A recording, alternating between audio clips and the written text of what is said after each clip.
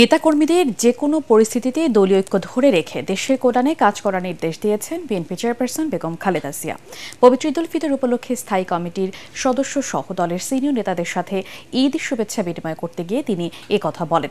BNP চেয়ারপারসনের গুলশান কার্যালয়ে শুভেচ্ছা বিনিময় অনুষ্ঠানে লন্ডন থেকে ভার্চুয়ালি যুক্ত হন দলের দুই শীর্ষ নেতা চেয়ারপারসন বেগম খালেদা জিয়া ও ভারপ্রাপ্ত চেয়ারম্যান তারেক রহমান।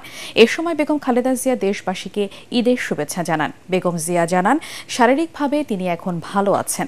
বিএনপি মহাসচিব মির্জা ফখরুল ইসলাম আলমগীরের সময় উপস্থিত ছিলেন।